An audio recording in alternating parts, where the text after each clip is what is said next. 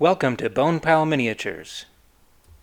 In this video I will be taking a break from the Warhammer focus of this channel and look at one of my favorite board games, A Touch of Evil, from Flying Frog Productions, released in 2008.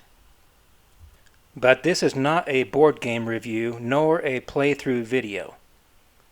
So this game, A Touch of Evil, is a game that has many expansions to the series, and I decided to employ my woodworking skills to design and build an all-in-one box that holds all the game expansions in a single wooden box. And so that will be the focus of this video, is this project. So in this video I will show you all the components I built with this box, inside and outside, and explain how and why I did them. This video will be dual focused on both the components of the game, but also the woodworking aspect of this project. And this might be a bit of a lackluster video for some gamers who are just interested in the gameplay. But if you are like me and you enjoy tinkering with tools and building projects, especially out of wood, then this video should be worth your time. And I think most fans of this game will be interested in what I've built. So for those who are not familiar with this game, A Touch of Evil is the perfect Halloween genre game, and that is why it is one of my favorite board games. It's a great theme that's hard to find, and it provides a story-like adventure for the players. And the gameplay itself is very simple, but it is full of twists and turns. The main idea of this game is that you and the other players are part of an old, spooky, Sleepy Hollow type colonial town. And the town is being haunted by some kind of a monster or villain that terrorizes the town and the inhabitants and grows in power throughout the game. Each time you play this game, one of the many choices of villains will be played against. And these are the classic Halloween type villains like the Scarecrow, a werewolf, a vampire, there's a headless horseman, and more. And the players of the game try to investigate the villain, tracking him down and discovering the mysteries of its reign of terror. The players are represented by heroes, and there are many hero characters to choose from. And you try to eventually hunt the villain down and take him or her out. And the players can work together or individually to accomplish this. But the villain has all kinds of magic powers and abilities, and they also gather all kinds of creepy minions that will also need to be fought and destroyed while you are trying to hunt down the main villain. And the main villain can win the game if it reaches a certain maximum level of evil power over the village. On the game board, the heroes travel around the town and visit a variety of spooky locations to pick up clues on the villain. But each of these locations can have traps, challenges, monsters, treasures, or rewards. Anything can happen at any one of these locations, and it's a very adventurous dynamic to the game. So this game series has a main game plus 2 major expansions. And then there are additional hero packs that add more heroes and villains. And there's just a lot of components to this game. There's hero miniatures, there's all kinds of decks of cards and tokens and such. And each villain brings a unique set of tokens of minions. And trying to keep it all sorted out can be a bit challenging, especially when there's more than a few boxes to search through to find the particular token you need for an encounter or scenario. So after collecting all these expansions, it didn't take me long to desire some kind of a solution to organizing and storing this game and all its components in a helpful way. I did a lot of brainstorming to figure out a good way to pull this off. And I loved planning and building this project because it bridges 2 of my favorite hobbies, board gaming and woodworking. But I don't want to mislead you into thinking that I'm an expert woodworker. I am not. I've never done it professionally, and I just tinker with home projects whenever I get a chance. I'm just an amateur that loves do-it-yourself projects. And I don't have any expensive tools or know any secrets to woodworking. What I've done here is something that anyone can do who has the love for woodworking and the patience to do something like this. So I do not own a table saw or have any special woodworking machines. This was all built using hand tools. And I think the only power tool I used on this project was a power drill. Everything else was done by hand. I have a small workbench and don't have the space or money to accumulate table saws and things like that. The methods that I used to build this project would be considered old-fashioned by most woodworkers. They would also say that they are slow methods. But for me, speedy power tools are not important. I don't do any of this for a living, and I don't watch television. I'd much rather sit at my workbench in the evening and tinker on a project than sit on the couch and watch a show. I'd much rather live my own life than sit and watch other people's lives. Or at least people acting like they have a life. So my old-fashioned approach to woodworking is not for everyone, but I absolutely enjoy it. The slow and quiet and careful crafting of a wood project with basic hand tools is just very therapeutic to the loud, demanding, chaotic aspects of life. So there may be some of you who don't know the first thing about woodworking, and so let me address for a few moments the different tools I use to create a project like this. And I won't go into too much detail because I'm not trying to make an instructional video. But just as an overview, I'll use common measuring and marking tools. Then I have a variety of saws. And then I have a couple of different planes that I use to square and straighten the wood pieces. The small plane is a block plane, and then the larger one is a smoothing plane. And that large plane is probably the most expensive tool in this collection. I think it was about $150. But you can find some that are double or triple that price if you really want to splurge on it. But for this project, the little block plane was the one that did most of the work on this one. All of the wood pieces for this project weren't very big, and so the smaller block plane was sufficient for me to get the work done. And then after the planes, I have a collection of wood chisels to cut joints with. And then you need some kind of a mallet to use with the chisels. And these are the 3 mallets or hammers that I use to get the job done. And there are a few other minor tools that I use that I will explain as I go through this project with you. But these are the essential items. But that's really not a lot of tools. And that makes this hand tool woodworking hobby very accessible to those on small budgets like me. Now, this is not my first woodworking project, but all of my projects up to this point all use the typical hardware of nails and screws to construct the project. But this was the first project where I decided to build the entire project without the use of nails and screws. And so if you don't use nails and screws, you have to make woodworking joints. And in this hobby there are a number of different useful joints to learn. And I wanted to use this particular project to move into this phase of the hobby and start learning how to make some of these joints.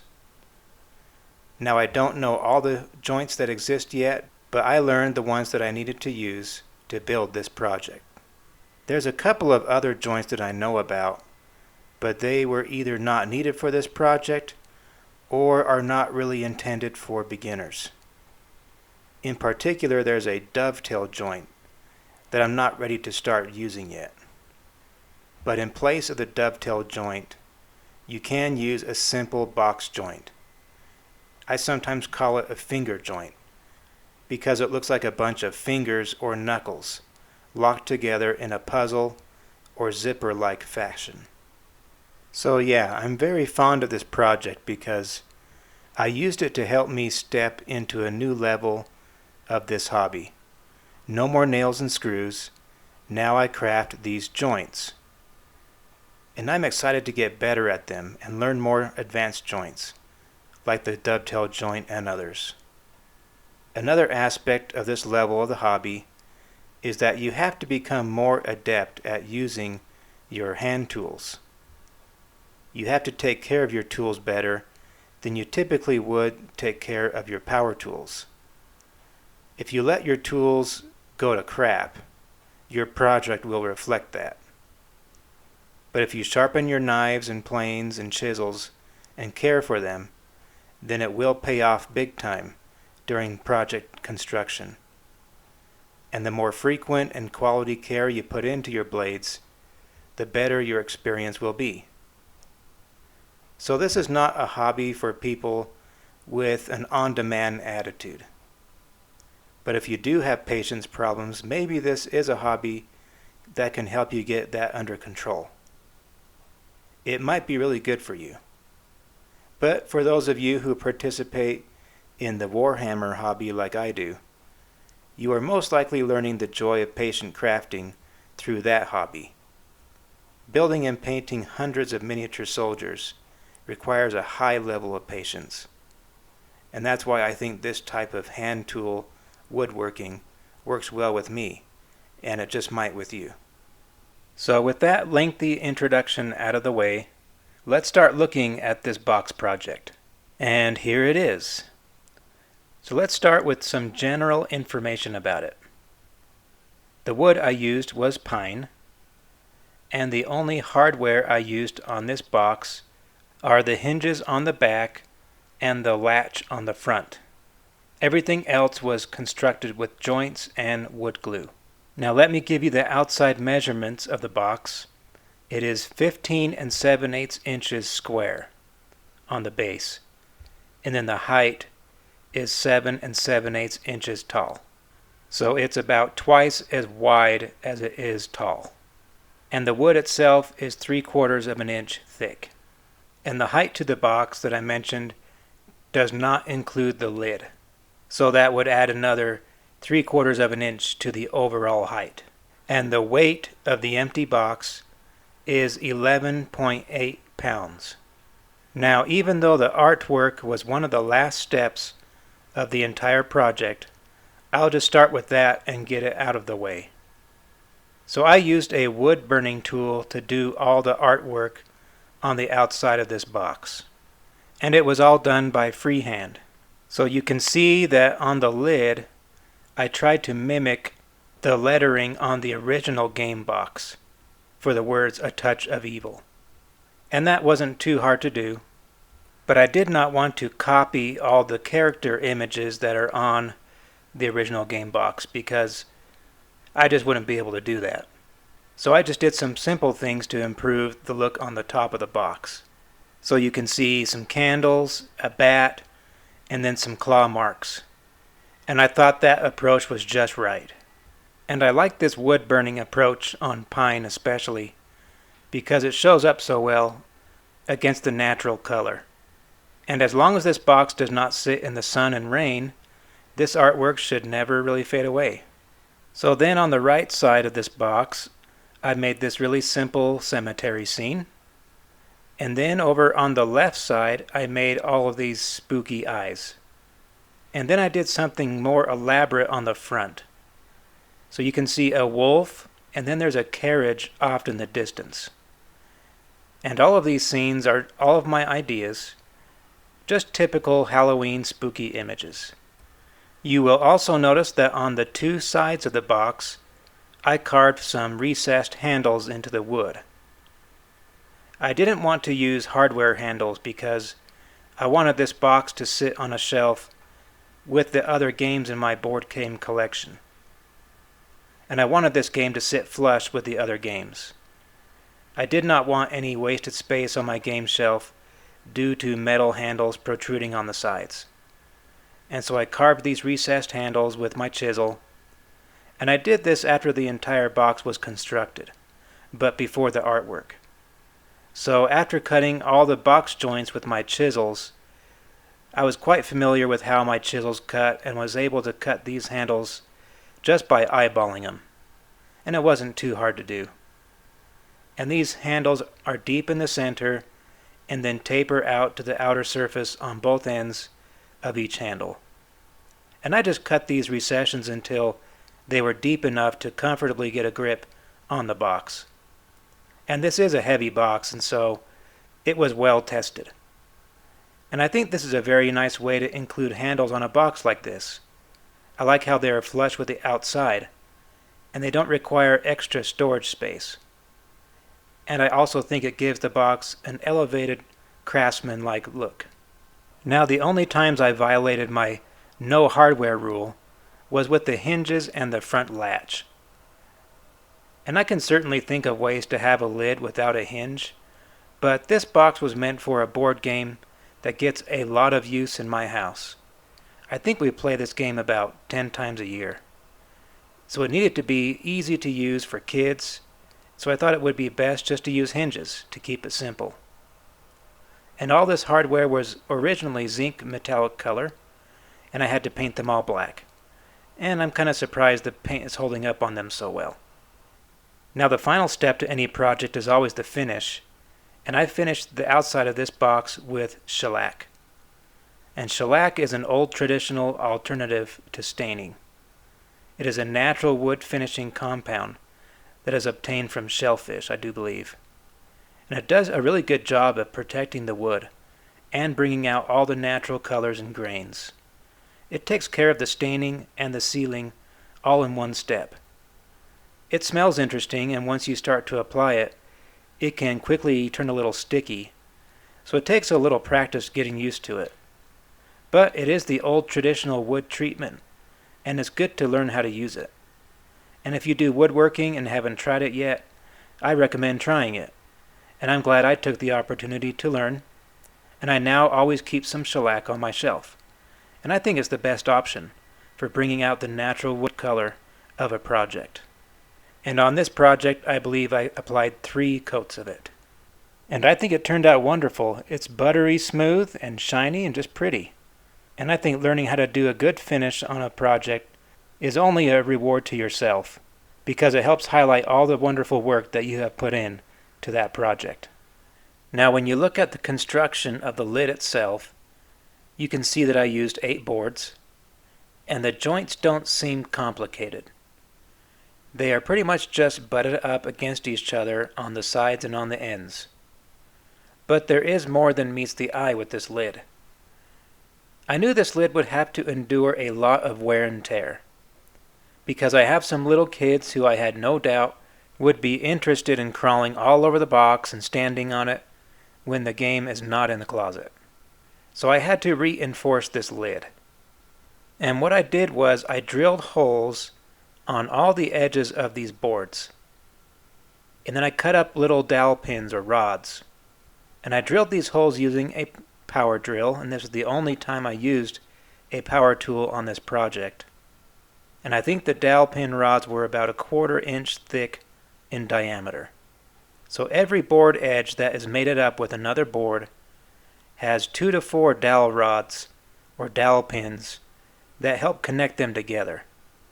And I'm so glad that I did that. I'm not sure you would believe how strong this lid and box is. This box can easily handle my kids crawling all over it. And in fact, even I can stand on this box. And it doesn't make a sound or creak or crack or moan. And I weigh 180 pounds. This thing is so absolutely solid. And I can't believe how much those little dowel rod pins made a difference. This box could pretty much fall off of a truck and be fine. So looking at the lid, most of the boards that I used to construct it are 3.5 inches wide. The 2 boards on the side are 2 3/8 inches wide, and then the 2 thin ones are 1 inch wide each. And those thin pieces are basically just the waste wood from the 2 side boards. Now, moving on to the walls of the box, I put these panels together using the same method of small dowel rod pins to join the boards together. and these boards are 3.5 inches wide as well. And when it comes to the box joints, I made all of the fingers 1 inch wide. And of course, cutting these joints is probably the fun part or the tedious part, depending upon the way you look at it. And since I'm a beginner, I won't attempt to teach you in this video how this is done, other than you just use your handsaw to cut perpendicular into the joint, and then you use your wood chisel to make the parallel cuts. And it may seem tedious, especially if you're just beginning to learn how to do it, but the rewards are big when it comes to the strength of the finished product. And if you haven't tried it before, you would be amazed at the results. And so I cut these box joints all the way around the box, and then after everything was glued together, I smoothed it out with my plane, and then I did the artwork, and then I finished it with shellac. And like I mentioned before, I put on 3 coats, and I did some light sanding in between each coat, and the finish is just beautiful. I'm very satisfied with my results, especially for a beginner, and I'm quite proud of this box. But this is just the beginning of this discussion. So far I have only shown you the outside, and there's much more on the inside, and that's where all the magic happens. And I am equally proud of what I'm going to show you on the inside of the box. So let me open the lid and show you what the inside of the empty box looks like. So right now there is nothing inside this box. It's empty. The space measures 14 3/8 inches square, and it is 7 inches tall. So my general design for all the interior components of this box was to make them all removable. My intention was to build a bunch of small interior boxes and containers that can be removed and conveniently placed next to the game while we are playing the game. And so there will be no more fishing through the box during gameplay looking for the component that you need for an encounter.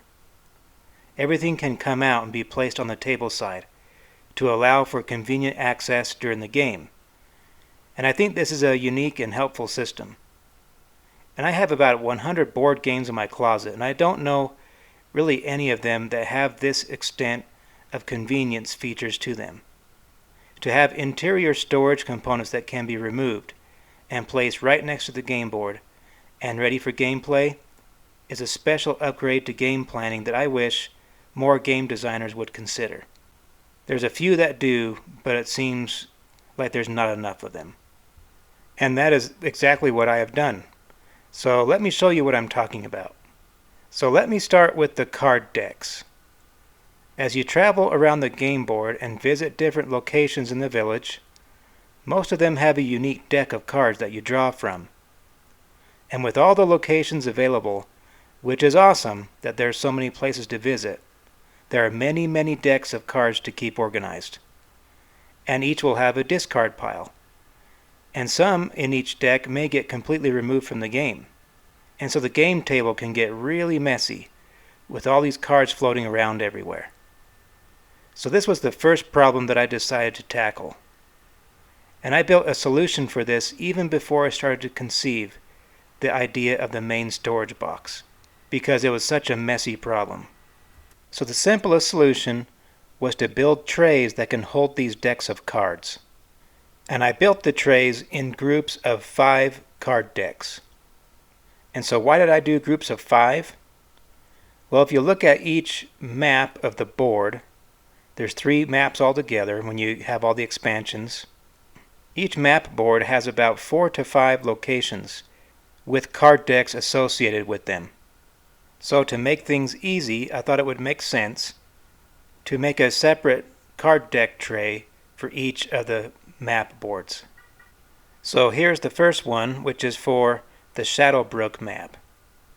And you can place this card tray on any edge that you want, that's open, and it holds the cards for all 4 of the corner locations, plus the town items that can be purchased at the blacksmith shop. And so there's the manor, the windmill, the abandoned keep, and the old woods. And so I built these trays using basswood which is one of the best crafting woods commonly available. It is strong and cheap and comes in these small dimensions that are perfect for these types of projects. And this tray is built to the exact dimensions I needed to hold these cards. There's no wasted space. And so if you wanted to create something like this, you would just need to measure the dimensions of the cards, the height of the full deck, and add a little extra space for all the wooden dividers between each deck. And I'm not going to give you the exact dimensions of my trays because you might be using different thicknesses of dividers than I used. And it doesn't really take a genius to figure out and measure for yourself what you would need to build in order to replicate my project here. But there are a couple of features on these trays that I do want to point out. So first of all, notice that I placed a thumb hole in the center of each deck. And that thumb hole runs all the way down the center of the deck, and it makes it much easier to pick a card off the top of the deck. Now if that hole was not there, it would be very difficult to get your finger in there and pick out a card with that tiny little space. And my thumb hole goes all the way down to the bottom of the deck to allow me to remove the whole deck very easily if I want to. But that thumb hole in no way impedes the tray from holding the cards in securely. So next, notice that I also have made some wooden deck covers that covers each deck. And each deck cover is labeled to identify which deck it covers, but they're not just there for decoration. So these are also deck dividers that I can stack into the deck, and that can separate different portions of the deck.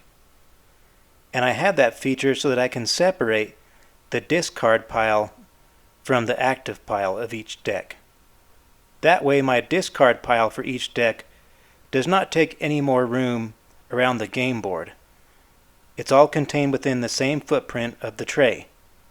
I also don't need to have the discard pile sitting in the game box or something like that. And this makes it really easy to keep track of the cards. And there's actually a couple of different dividers per deck because, as I mentioned earlier, sometimes cards get completely discarded from the game, and some may just be temporarily discarded and may be reused a little later or shuffled back into the main deck. And so with two deck dividers, you can separate the active deck, the discard deck, and the cards that are completely removed from the game. And that keeps everything very organized, and you don't lose cards to the wind. And so for each of the three maps, I have a separate card deck tray.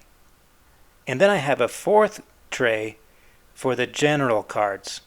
And those of you familiar with the game know about the event cards, the mystery cards, the layer deck, and the secrets deck. And then there's a fifth spot for miscellaneous decks, like the unique minions, the elders, and other curses that you can collect, and such and such. And they are usually small decks, and they're not typically drawn randomly. They're just there as game aids, and are all just in one pile there, in that fifth slot. And all these deck covers are labeled. I did not put any sealant or stain on any of these trays. I just used a hot air gun and basically used a wood burning technique to give them the finish I wanted. And that was partly to save the money from not using so much sealant, but also to give it kind of an old, worn look.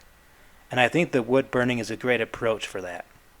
And then when you look inside the main storage box, you will see that I have a place marked out for where they should be placed.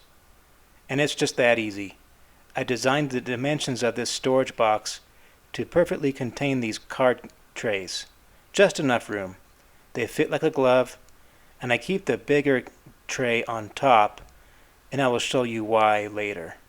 But that sums up all I have to say about these card trays, and now we'll move on to the next component of this box. So after I got those card trays done, I decided I should tackle the hero and the villain boards. And those are basically a bunch of 4x6 boards that explain the special abilities for each hero and villain. So if you were playing against the werewolf, you would have his board out next to the game board for reference throughout the game. And whatever hero you were using as your avatar, their board would sit in front of you. And with all the expansions to this game, I have 24 hero boards and 16 villain boards. And I also have 4 homegrown villains in addition. And my approach for these was very simple. I just built some simple boxes that fully contain each of them. The boxes are the same size in all dimensions, including the height, even though there's a little extra room in the box for the villains. And as I designed these boxes, I knew that I would be able to stack them in the main storage box, and they would be approximately the same height as the stack of card trays. And so that was an intentional bonus to why I built them like this. I did not make a thumb hole for these boxes, but these boards really only need to be accessed during the setup of the game. And typically you would want to dump out the entire stack of both boxes and find the villain or the hero you plan on using. And the rest can be returned to these boxes and can be set aside for the rest of the game. So I didn't think a thumb hole was necessary for these. And as you can see, there's a nice space in the main storage box where they sit. And these are very, very simple. And they also got the wood burning treatment with a hot air gun to give him that old, worn out look. The next project I wanted to tackle was the investigation tokens. And there's a lot of investigation tokens in this game. They are basically the game currency. But they are not really coins or money. They are investigation.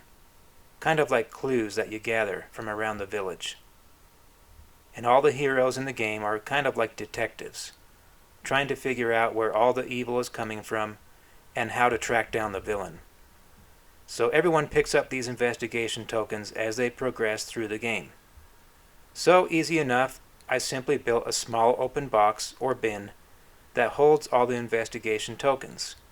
And this can be easily placed right next to the game board, wherever you want to place it. And then it is easy access for the players throughout the game. And this bin helped clean up the game quite a bit. You all know what it is like to have a big pile of tokens sitting next to the game board that start out in a small pile, but slowly sprawls out into a larger and larger unmanageable mess. Tokens end up dropping on the floor, and it gets tiresome to repeatedly try to herd them all back together. And this little box eliminates that issue and cleans up the side of the table. And I made the dimensions of the box so it could fit perfectly in this little space in the main storage box. And I built this box before I built the main storage box, so I knew this is how I would want to stack it and store it. I was purposely trying to create some of these early components to try and form the square footprint that would be easy enough to build the large box around. And so my idea was to build a few small boxes like this in a way that I could stack them and reach roughly the same height as the stack of card trays and the stack of villain and hero cards. And they all needed to be the same dimension. So after making this box for the investigation tokens, I wanted to make another box the same size for some other tokens. And for that I decided to go after the wound tokens. So every hero in the game has a wound limit, and you are constantly receiving and healing wounds throughout the game. And these red tokens are used to indicate your wound level. So I used the next box to contain these tokens. And it is the same size as the investigation box, and you can place it anywhere around the table you want for easy access throughout the game. And when the game is done, you can stack it with the investigation token box in that small slot. Now there are also some wound tokens that you can gain throughout the game that can add capacity to the wounds that you are capable of receiving before you die. And there's not a lot of them. Some have +1 or +2 wounds. In fact, they're reversible that way. And these can be added to heroes and villains. And there's many different cards or reasons why you or the villain can gain these. but I decided to just keep these tokens in the same box as the wound markers. And there's plenty of space for them to be together, and they look differently enough that it's not hard to distinguish the two. So yeah, this box holds both types of wound markers. And then the bin can go into the main storage box stacked with the investigation token bin. So after I built those two boxes, I knew I had room in this stack for one more token bin of the same size. And I looked through all the different types of tokens to see what would be best to have a bin like this. So the most numerous tokens are the investigation tokens and the wound tokens. But after that, all the tokens are significantly fewer. And I wanted to make the third bin for the next most commonly used tokens. But I looked at a few different options and couldn't really decide which one to designate for this next box. I ended up being a little torn between 4 different choices. But none of these options were as numerous as the investigation and the wound tokens, so none of them would be able to fill the whole box. So then I decided to take this third box and divide it into 4 smaller bins. And that was an excellent idea. So I simply made some dividers and inserted them into the box.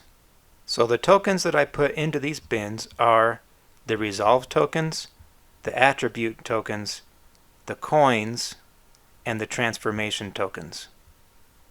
And these are all generally used tokens that may be used during any game with any villain. Maybe the coins not so much. They probably get used the least of all these. And they have the Dreamweaver Sleepless tokens on the reverse side of them. But sometimes an encounter asks you to use a counter to indicate something, and they really don't care or specify what type of counter to use. And in those cases, when I'm in need of a random token, I will use these coin tokens as a miscellaneous token. And they do have a specific use, but it doesn't come up very often, so I usually feel that they are safe to use for random tokens. And that's why I included them in this 4-bin box. The others are all used much more commonly. The resolve tokens are used pretty much every game. They have the same image on both sides, and they are used to protect the town elders, which I haven't mentioned the town elders yet, but I will shortly. And then there's the +1 attribute tokens. Each hero has attributes of combat, cunning, spirit, and honor, and they are indicated on your hero board. But there are times that you can increase these attributes throughout the game. These tokens can be used to indicate these upgrades. In virtually every game these will be used. So it is nice to have these accessible and right next to the table. And I decided to keep all these types of tokens in one single bin in this box. There's a little bit of fishing around in the bin for the one you need, but it is very minimal. That is because even though there are 4 upgradable attributes, there's only 2 types of tokens. The combat tokens and honor tokens are on the reverse side of each other. And then the cunning tokens have spirit on its reverse side. And so there's only 2 types of tokens to fish around for inside this bin. So I thought that that was acceptable. Then last but not least are these transformation tokens. This doesn't come up in every game, but is still fairly common for a hero to be bitten by a werewolf. I see it come up in maybe 1/3 to 1/2 of my games. And you will use these transformation tokens that indicate how close you are to becoming a werewolf yourself. And every night you may have a chance to accumulate one of these tokens. And once you get a stack of them, I think of about 4 of them, then you become a full werewolf. And at that point you become very dangerous to the other players. At night you may lash out and attack another hero nearby. And if you manage to bite that hero, then they can start the process of turning into a werewolf too. So it's kind of like a domino effect. And once one player turns into a werewolf, it's likely that the problem's going to spread. That's kind of a fun but also problematic thing that can occur in any game. And it doesn't matter who the villain is, but it does happen more often if your main villain is the werewolf. So all 4 types of these tokens fit nicely into this 4-bin box, and it stacks nicely with the other two. They all fit like a glove, and like all the other components, they receive the wood burning treatment as well. So after I had built the card trays and all these other boxes, this was the time in the process that I went ahead and built the main storage box. And I knew that this arrangement of these boxes would allow me to build a square box, and that would give me a big space in the middle for all the other components in the game to be stored somehow in this large space. And I didn't know how I was going to do that all just yet, but I assumed I would be able to figure it out. Even if I just decided to pile everything into the middle, it would still be better than the old system of having everything spread out between 3 to 5 game boxes. So after I built the main box, I had to decide how to approach the rest of the space and project. Now I had a defined space limit and had to make the most of everything. Everything up to this point was the low-hanging fruit, and it wasn't hard to decide how to solve those problems. So I looked at what was left among the game components, and I thought I'd better resolve the issue of the miniatures next. So all of the heroes have a miniature avatar that you move across the board. And since I'm a Warhammer guy, I had to paint them, but they come unpainted. But there's no way that I could play a board game with unpainted miniatures. And I did my best to imitate the images of the characters throughout the game. I used the hero boards for reference, and there's also some images on the original game box that I referenced. There's many cards that show images of these heroes, and that includes event cards to location cards. And they really did a good job of using these actors to develop good content for this game. But there was a few times I just had to use my own interpretations where I could not find any reference. So I thought about many approaches to storing these miniatures. I thought about making one large bin I could pile them into. But of course that causes wear and tear on the paint job of these minis. And I like the idea of standing them up, because they take a small footprint that way. I'm not a huge fan of laying them down because you still get issues with paint rubbing off. So that was another idea. But then I took some measurements and realized that there would be just enough room along the bottom of the opening if I laid them across the bottom. And so that's ultimately what I decided to do. I made 2 trays for the miniatures. They both had the same number of bins I needed to hold for the minis.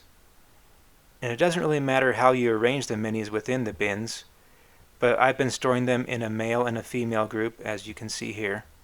And there is one mini that has a little extra notch for her rifle that sticks out, and she needs to fit in that space, but none of the others really matter. There's a space for a couple more if they ever produce more miniatures or heroes, or if I make some of my own homegrown heroes. And these trays fit across the bottom of the opening in the main storage box just perfectly, almost as if I had originally planned it that way. But I didn't. I just got lucky. And even though there's the potential to have some paint rub off on some of these minis, I really like how this turned out. It looks nice and compact and attractive, and I like how I have room for a little expansion if it is ever needed. I can always line the bins with felt if I see a lot of paint starting to rub off the minis, and I even contemplated making a lid for these trays, but I decided I didn't need to do that with some of the other ideas for the next components I had in mind. So that is all I have to say about those trays. Besides that, there's a lot of room for measuring errors with all those bins if you don't do it right, so be careful, account for the space needed for all those interior walls if you try to copy this. But I think I nailed all those bins perfectly. It seems like I got them all right. And just in case you are interested, let me show you how I painted my miniatures.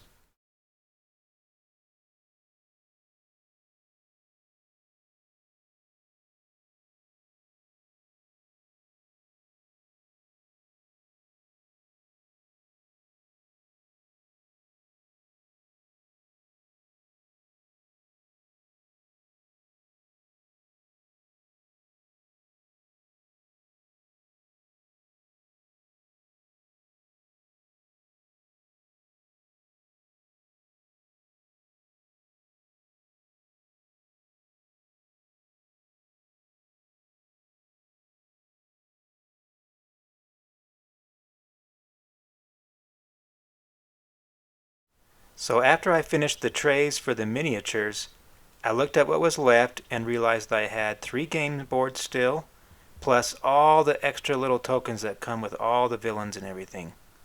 And there's a bunch of them, of all different types of minions and other things. Some come in several copies, some in just 1 or 2 copies per token. But there was one token that really stood out still among the rest, and I decided to make a special storage bin for them. And that was the militia tokens. These are extra large tokens, and they are used quite often in games. They don't always come up, but it is fairly often you can summon militias. They are basically used as cannon fodder, unfortunately. You can use them to help you fight the main villain or any of their minions. They basically give you a wound buffer and a combat bonus, but they are expendable and can enter and leave play repeatedly. So I built them a special box. This can be set anywhere you want on the table. It is easy to access and easy to put away. And since they are often used as cannon fodder, I cut out this grave cross that is part of the box. And that was a quick and fun little box to build. So at this point, all the easy components were done. The big challenge ahead was to decide how to store the plethora of other tokens in the game. And I've mentioned it in passing a few times, but let me show you what I'm talking about. So each villain comes with a minion chart, and there are several times through the game that you are prompted to roll on the villain's minion chart that you are playing against. Looking at the chart for the werewolf, there are all these minions, and these show up at random places on the board, and they use these tokens. Your aim is to destroy these minions, or they can cause a lot of havoc in the game. And here's the minion chart for the spectral horsemen. Every villain has them. Some have more than others. And each minion has different numbers of copies, and they are all double-sided. There's always something different on the reverse side. So on the back of the ghost soldiers of the spectral horsemen, there's the Barghest Hound. And sometimes the reverse side matches up with a minion from the same villain, but sometimes they don't. For example, on one side of these tokens there's the Spectre minion of the Reaper villain, and on the reverse side there's the Locust Swarm minion of the Scarecrow villain. And there's a lot of mixing and matching. There's also some minions that are common minions that don't belong to any one villain, but can pop up in any game, like the Crimson Hand. They are like a brotherhood of an evil religious sect that is associated with the monastery, and these guys are a pain and can show up anywhere. They have a card that explains how they are played, and those are mixed in with all these villain minion tokens. And so how to sort all this out was the biggest challenge to designing this project. Everything up to this point was simple. This, more complicated.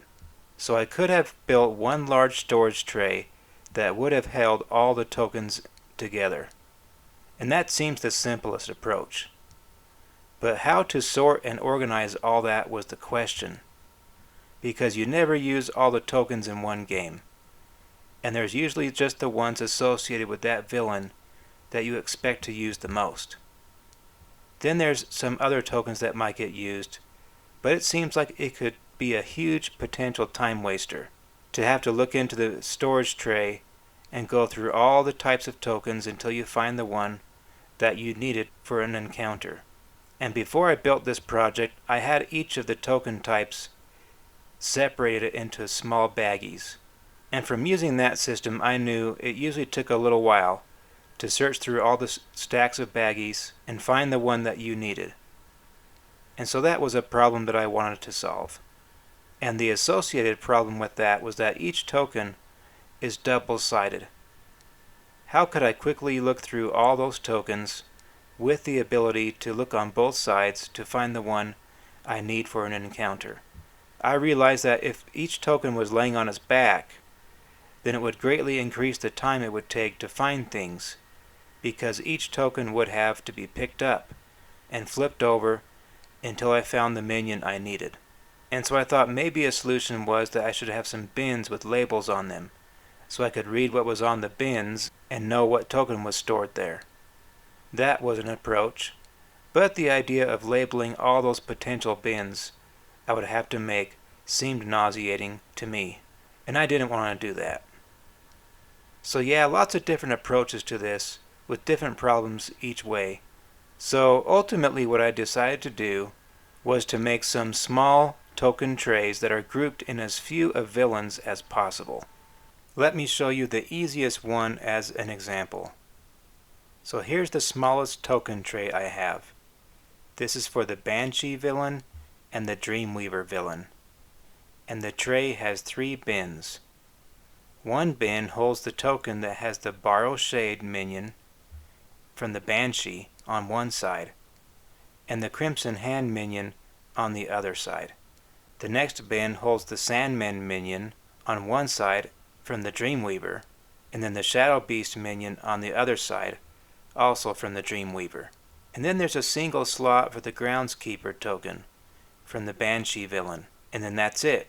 But remember, the Dreamweaver also uses Sleepless tokens, but they are on the back side of the coins I mentioned earlier. But those 2 villains don't require the use of any other tokens.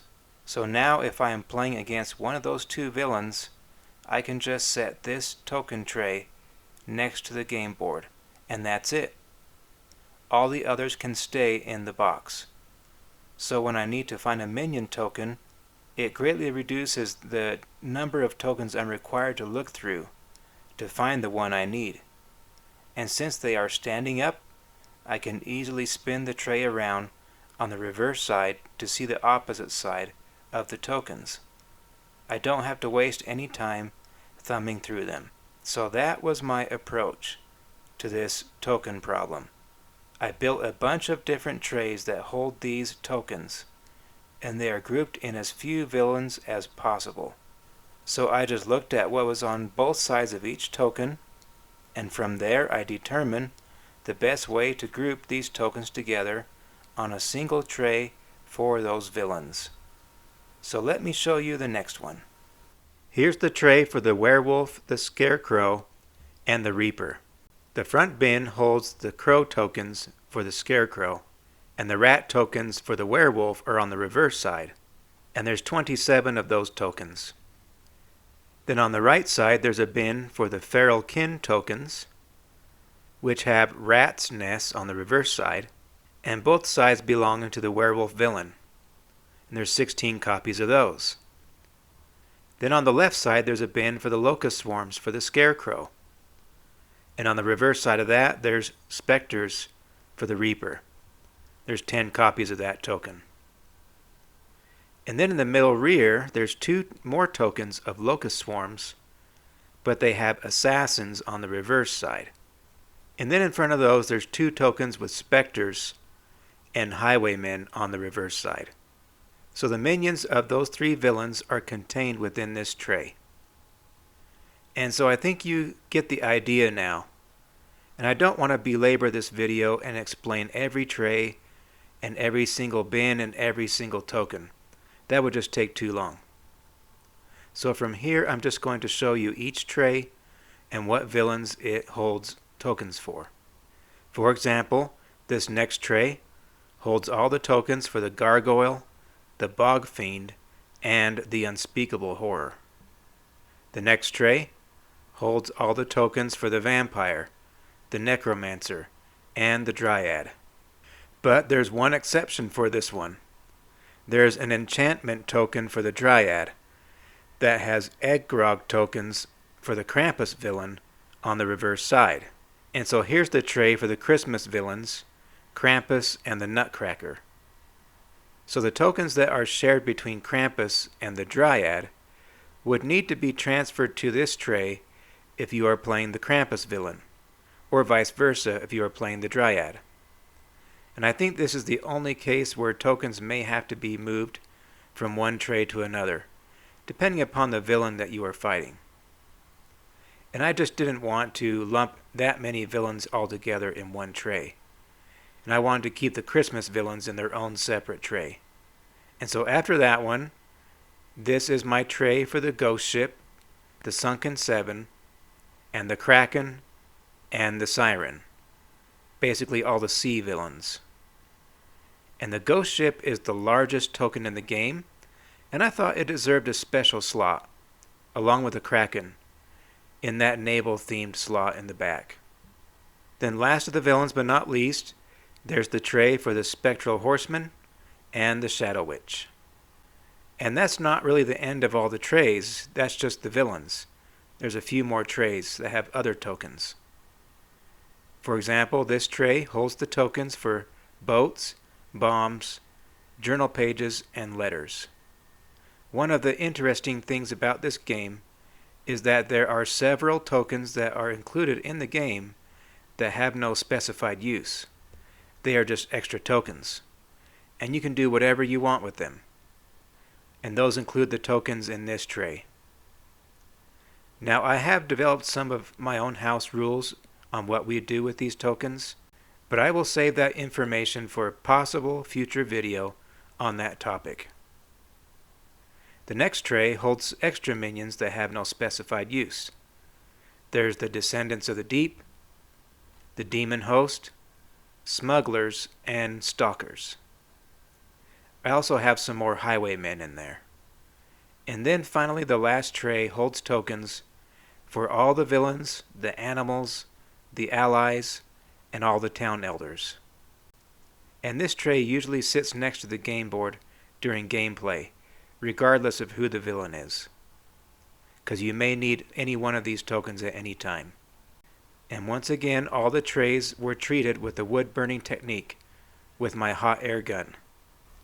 So if you add up all these trays, including the one for the militia tokens, that makes a total of 11 token trays, or boxes. And that definitely took some determination and endurance to get them all done.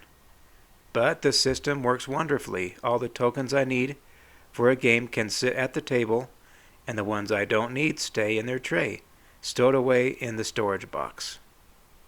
And so that's all I'm going to say about those trays. But there is one more major topic that I need to bring up. While I was in the process of building all those trays, something unexpected happened that almost derailed this whole project.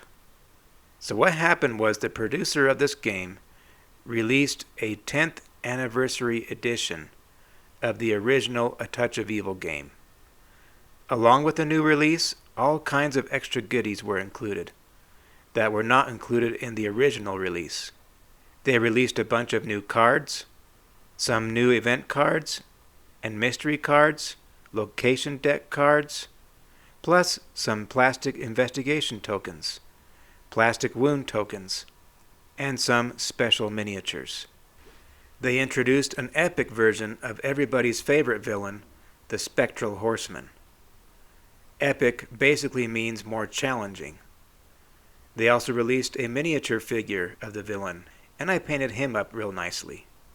And then they went ahead and released some miniatures for the town elders. And town elders are some of the most influential citizens of the town, and they have an interesting role in the game. They are involved in most of the enterprises of the town, and because of their influence, they are sought after by both the heroes and the villain. They can influence the game in many ways, and it's all random. They can either be good and do what they can to help track down the villain and fight him, or they can get killed by the villain, which can have negative consequences for the village. Or another thing, they can also join the villain and help bring evil down upon the village. But the heroes begin the game not knowing where the loyalties of all these elders lie. And that's where all the secret cards come into play. There are opportunities throughout the game that give the heroes a chance to learn a secret of a town elder. And you may discover whether they are a friend or a foe. But sometimes they are also neutral and don't matter either way and have no effect upon the game. But once in a while, the elders need to be represented on the board. And the original game provided these tokens to do that. But the 10th anniversary edition provided these miniatures. And so, of course, I had to paint these too, but I gave them more of a ghostly look to enhance the creepy ambience of the game.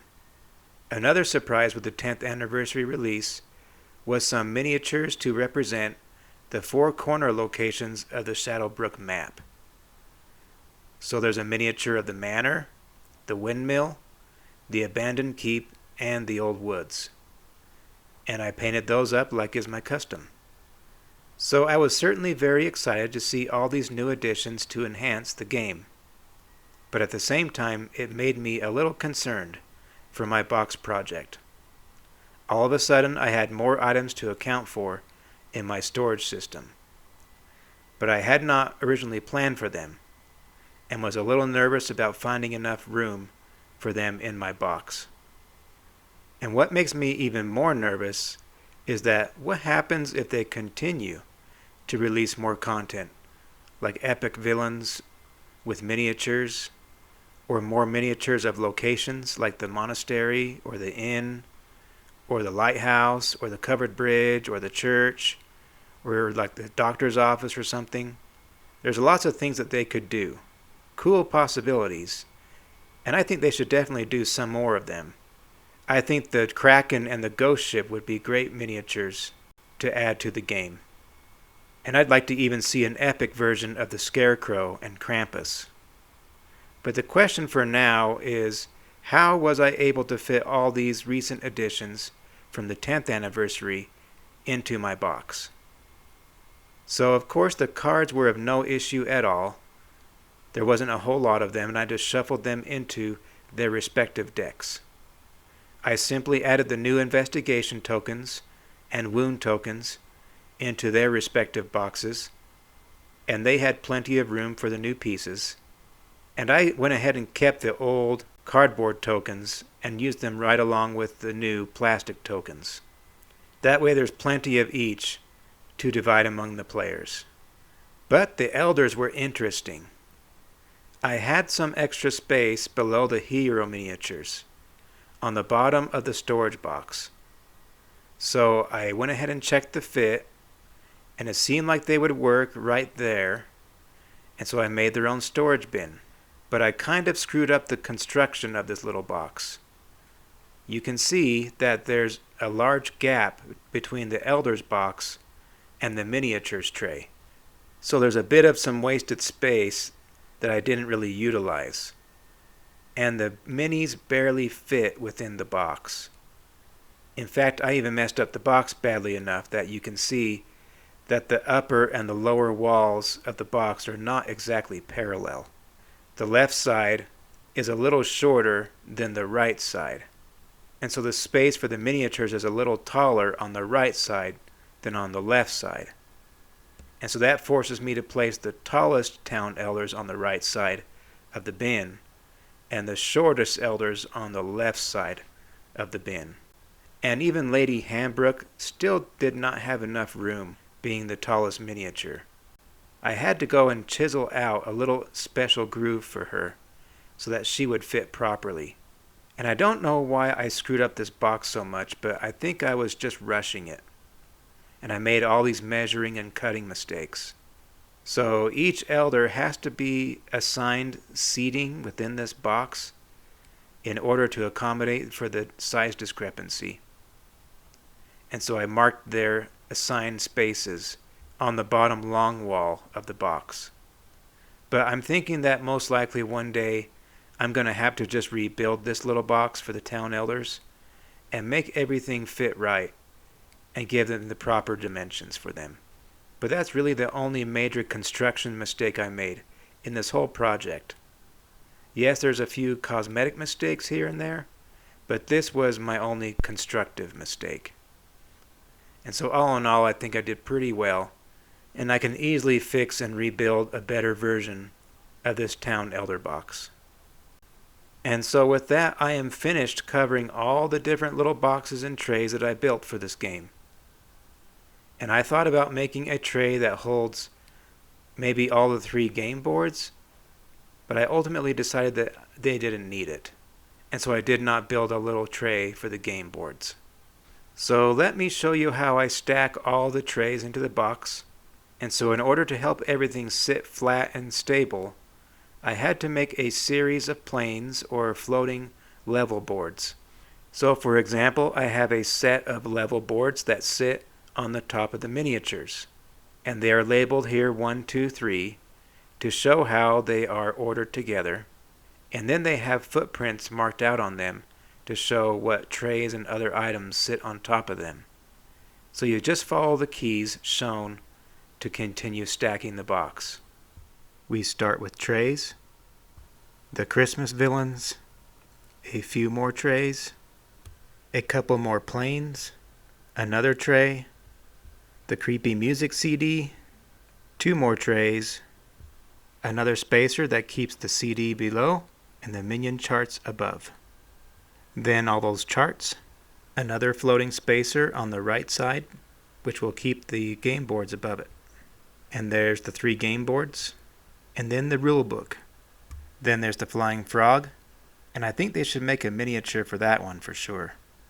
Then I stick the rest of the miniatures wherever there's extra headroom in the box. Like over in the villains box, I placed the old woods, as well as the manor. The abandoned keep goes on top of the secrets deck. The windmill also in the villains box. The horseman on top of the elders deck. And a pack of dice on top of the lair deck. We like to have plenty of dice for this game. And so that's it. That's all I have to show you with this project. Thank you for sticking with me to the end of this video. And as you can see, this was a big project and took a lot of woodworking to do. And no, it didn't burn me out of woodworking, but I'm still going strong with other projects. Now the only potential problem with this box is that if more content for this game is ever released, like epic villains with miniatures or more miniatures for corner locations, then I could end up with some space issues. But there is actually an easy solution if that ever happens. What I can do is simply add a spacer under the lid, and that would give me some extra vertical space. What I would do is I would just add 1 or 2 inches of pine that would frame the underside of the lid, and that would help raise the lid and give me more room, and I could make the additional pine look very original. And that would be very easy for me to do if that ever becomes an issue. But if more content like that is never released, then this box as it stands easily serves my needs for this game. And I'm very happy with the way it all turned out. And so that is all I have to show you today. Feel free to replicate or improve upon any of the ideas I showed you in this video. The amount of hours or money I put into this project, I never really kept track of, so I wouldn't be able to answer those questions if you have them. But if you do have any other comments, questions, or ideas, please feel free to put them in the comments section below. And once again, I really recommend this game. It is easily the best Halloween-themed game that I know of. And I hope that I've piqued your interest in it. And maybe the woodworking hobby as well. And so that is all, and I will see you in my next video. And please feel free to check out my miniatures blog, which is bonepalminiatures.com, where you can get a closer look at my miniatures work. I'll see you over there.